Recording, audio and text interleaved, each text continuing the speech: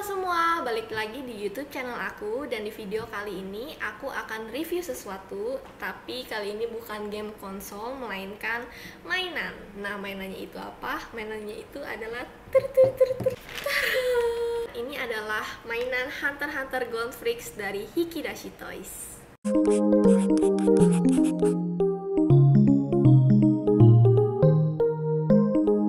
Nah, pastinya buat kalian yang nonton ini gak semuanya tahu akan anime ini. Dia adalah Gold Freaks. Aku akan jelasin sedikit mengenai dia. Dia adalah tokoh utama dari serial Hunter x Hunter yang bernama Gold Freaks.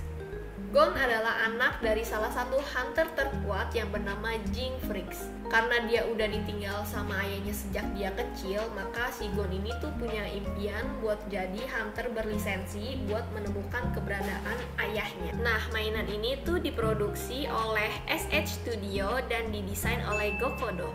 Jenis mainan ini tuh namanya Sofubi. Kenapa? Karena dia tuh materialnya adalah sofinil. Sofubi Hunter x Hunter ini tuh rilis di tahun 2021 bulan Juli. Itu sebenarnya ada 3 tipe. Yang pertama itu classic version, dan yang kedua itu greenish glitter version, dan yang terakhir adalah glow in the dark version. Mereka juga sebenarnya ngeluarin Sofubi Killua, tapi karena budget aku kurang untuk beli Gon dengan Killua, jadi aku hanya bawa pulang Gon untuk saat ini. Nah, untuk reviewnya aku akan mulai dari packaging. Bisa kalian lihat di sini packagingnya itu simple banget. Dia cuman plastik biasa dan ada tagnya di atas sini.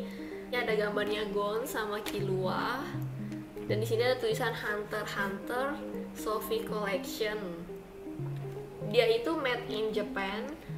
Dan di belakangnya sini ada tulisan mainan ini tidak boleh terpapar matahari, high temperature, sama humidity to avoid from damage. Mainan ini juga bukan untuk anak-anak usia di bawah 15 tahun ya guys. Oke, aku langsung aja buka dia dari packagingnya. Ini aku udah sediain staples karena dia hanya di staples aja di ujungnya. Aku akan buka dengan sangat pelan karena aku takut rusak packagingnya. Para kolektor pasti akan relate dengan hal ini. Packaging itu harus disayang-sayang ya. Ini sebenarnya gampang sih kalau misalkan kalian udah buka terus mau masukin lagi ke plastik, karena dia cuma di staples kayak gini doang. Keluarin. Nah, mainan ini tuh tingginya 20 cm. Kalau misalkan dilihat dari looknya sih dia lumayan mirip sama animenya. Ini pengecatannya juga rapi. Sebenarnya figur ini tuh simple banget karena dia nggak punya aksesoris atau part-part yang bisa kita copot pasang gitu. Ini untuk tangannya juga hanya bisa ke belakang ke depanin. Yang ini juga sama. Untuk kakinya sendiri ini nggak bisa diapa-apain ya guys. Cuman yang di bagian bootsnya ini dia bisa diputar-putar 360 derajat. Kayaknya ini bisa dicopot juga, enggak deh.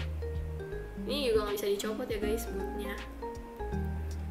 Nah, badannya ini dia juga nggak bisa digerakin sama sekali.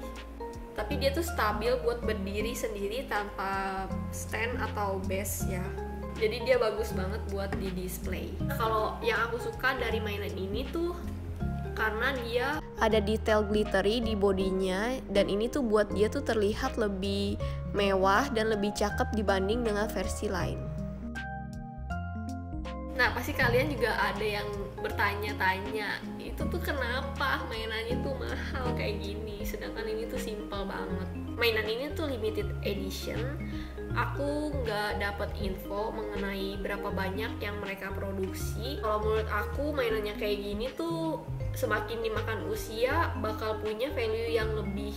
Jadi ini tuh good investment banget lah. Kalau misalkan kalian penasaran, kalian bisa cari di Mercari. Mainan ini tuh udah 2 kali lipat dari harga retailnya. Mainan ini tuh dijual di website Hikidashi Toys-nya seharga 9.000 yen, atau kalau misalnya dihitung kurs Indonesia itu sekitar 1 juta. Misalkan kalian tertarik untuk beli ini, aku saranin kalian tuh sering-sering lihat di Mercari, karena jujur mainan ini tuh udah jarang ada seller yang jual, dan kalaupun ada itu harganya ya seperti yang udah aku bilang sebelumnya, mahal ya guys. Jadi persiapkan budget kalian untuk bawa pulang mainan ini. Nah, aku juga sebelumnya udah research, tanya tuh kalau misalkan Sofubi Toys ini, yang aku tahu semua atau rata-rata Sofubi Toys itu dibuatnya handmade. Dan ini tuh aku kurang tahu karena di keterangannya itu nggak ada. Tapi kalau misalkan ini beneran handmade, menurut aku worth it banget harga retailnya ya. Karena berapa banyak effort yang artisnya harus keluarin untuk membuat satu mainan aja. Jadi kalau misalkan kalian punya satu mainan Sofubi dan temen kalian juga beli mainannya sama, itu tuh belum tentu persis sama yang punya kalian. Karena pasti dari segi pengecatannya juga berbeda, terangnya karena itu kan pakai tangan manual, jadi pasti ada yang berbeda. Dan untuk ukurannya sendiri dengan tinggi 20 cm, ini adalah perbandingannya kalau dibandingkan dengan Nendoroid dan DX Figure.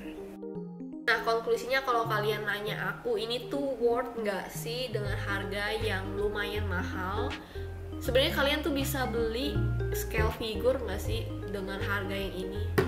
Ya kan, jadi ini kayaknya termasuk mainan sultan guys. Menurut aku sih worth it kalau misalkan kalian tuh kolektor mainan. Dan aku juga baru nemu 1-2 orang aja di Indo yang punya Sofubi ini. Kalau untuk kalian yang beli mainan ini buat anaknya, mungkin itu 100% aku bilang nggak worth it karena mahal. Kalau damage kan sayang banget. Dan sekian video kali ini. Kalau misalnya kalian ada requestan barang yang ingin aku review lagi ke depannya, tolong tulis di kolom komentar. Dan tentunya di video-video selanjutnya aku akan review mainan-mainan lagi, karena aku udah ada order beberapa Nendoroid. Aku juga mau terima kasih banget buat kalian yang udah nonton videonya sampai akhir. I'll see you in the next video. Bye-bye. Terus apa lagi ya? Ada suara burung lagi yang dari kemarin gak ada, itu suara burung.